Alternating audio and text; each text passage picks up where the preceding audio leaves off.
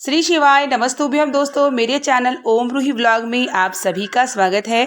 महादेव की कृपा से आप सभी स्वस्थ होंगे, ये मैं कामना करती हूँ। आज मैं आप सभी को वीडियो में शेयर कर रही हूँ कि वैशाख मास में हमें क्या क्या चीज़ों का दान करना चाहिए और दो चीज़ तो हमें बिल्कुल दान करना चाहिए, यही शेयर कर रही हूँ। और मैं स्वयं कैसे दान कर रही हूँ ये भी आपको शेयर कर रही हूँ। वीडियो पसंद आएगी तो लाइक और कमेंट में हर हर महादेव का नारा ज़रूर लगाया करिए। वीडियो को लाइक करते हैं, कमेंट करते हैं तो मेरा उत्साह बढ़ता है और भगवान का नाम लेते हैं तो आपको भी भगवान का नाम लेने का मौका मिलता है।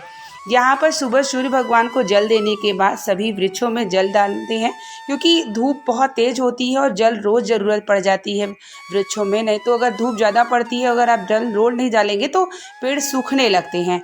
तो यहाँ मैं तांबे के पात्र से सूर्य भगवान को जल देती हूँ और उसी पात्र से मैं सभी गमलों में जल और नीम के वृक्ष में जल देती हूँ। तो आप देख सकते हैं कि यहाँ पर रोज़ कौवा आके कैसे बैठ जाता है और उसे इंतज़ार होता है कि मैं सुबह 9 से 10 बजे तक कुछ न कुछ उसके लिए ज़रूर रख देती हूँ। पानी और रोटी, दो चीज़ मैं ज़रूर रखती हूँ और ये रोज़ लेकर के अपना जाता है, जो कि मैं अक्सर आप लोगों को शेयर भी करती हूँ।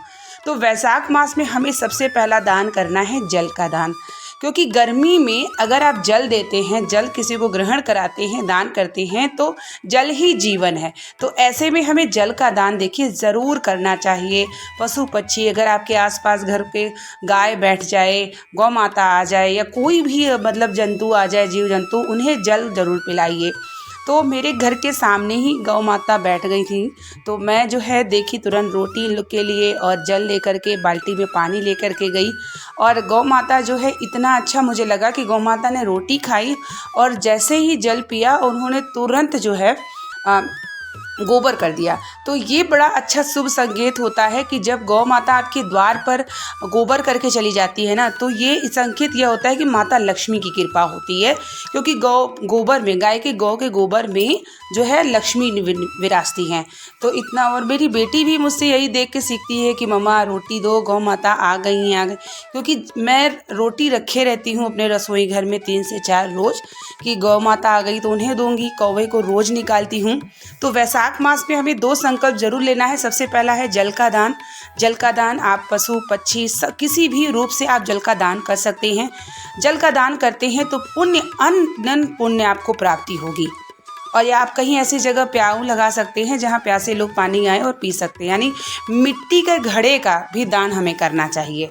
मिट्टी का घड़ा, जैसे जो आप पात्र देखते हैं मिट्टी का, अगर आपको मिल जाए तो जल भर के वैशाख मास में किसी को दान ज़रूर करिए।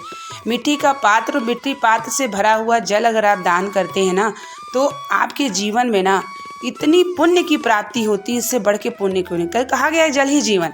तो यहाँ गौ माता आप देख सकते हैं कि जल पी रही है। पीने के बाद जो है मेरी बेटी भी पास में जा कर के उसको रोटी देने की कोशिश करती है। तो जो हम करते हैं ना, वही हमारे बच्चे देखते हैं और उनको संस्कार जाता है।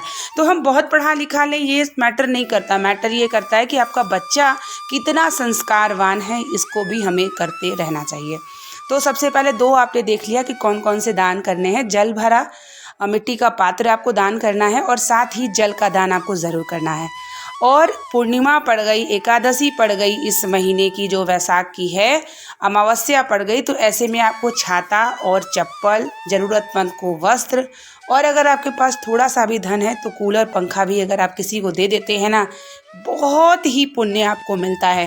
क्योंकि वैशाख मास में शीतल चीज़ का दान देने का जो है विधान है, क्योंकि गर्मी अपनी चरम सीमा पे होती है। तो यहाँ वीडियो में मैं आपको दिखा भी रही हूँ कि कौवा देखिए कैसे आके बैठा हुआ है। ये रोज़ कौवे 2 आते हैं और इतना चिल्लाते हैं, शोर करते हैं। अगर उनके लिए रोटी मैं नहीं रखी होती, मान लीजिए जैसे मैं काम में व्यस्त हो गई और रोटी थोड़ा देर में रखती हूँ, तो वो रोटी जो है वो बुलाते हैं एक तरीके से मुझे, और फिर मैं रोटी रख के आती हूँ, 10 मिनट के अंदर वो कौवा आके लेके चला जाता है। मुझे बहुत खुशी मिलती है कि ये शरीर से ना जितना पुण्य हो सके पुण्य करते चलिए, क्योंकि आप पुण्य करते हैं वही लेके जाते हैं, साथ में कुछ जाता नहीं है आपके जाता है पुण्य। तो जितना हो सके वैशाख मास में हमें जल का दान, मिट्टी के पात्र से भरा जलदान, ज़रूरतमंद को छाता, पंखा, कूलर, ये सब चीज़ें दान आप करते रहिए, जिससे आपके जीवन में न पुण्य की प्राप्ति हो।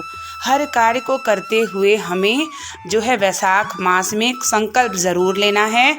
और आप लोग ज़रूर कमेंट में बताइएगा किसने किसने दान करने का संकल्प लिया है, ये मुझे ज़रूर कमेंट में बताइएगा। तो यहाँ मेरी बेटी जो है बाहर बैठी हुई थी, गौ माता आ गई थी, धूप बहुत तेज़ थी, तो ऐसे में मैं जो है वहाँ पर सेवा कर रही थी। तो मैंने वीडियो बना लिया था कि आप लोगों को शेयर भी करूँगी ताकि आप लोगों को भी अच्छा लगे और आप लोग भी करने की कोशिश करें। तो देखिए कौवा भी देखिए कैसे आके बैठ गया है। अक्सर आप कौवे को देखेंगे अक्सर भाग जाते हैं, लेकिन ये 2 कौवे ऐसे हैं ना कि मैं थोड़ी दूर पे रहती हूँ तो भी वो आके बैठ के खा लेते हैं। तो कौवा जब खाते हैं ना तो हमारे पितृ तृप्त होते हैं। और अगर कौवा खाता है तो शनि ग्रह दोष, किसी भी प्रकार का ग्रह दोष, किसी भी प्रकार के आपके घर में कोई अनहोनी नहीं होती है।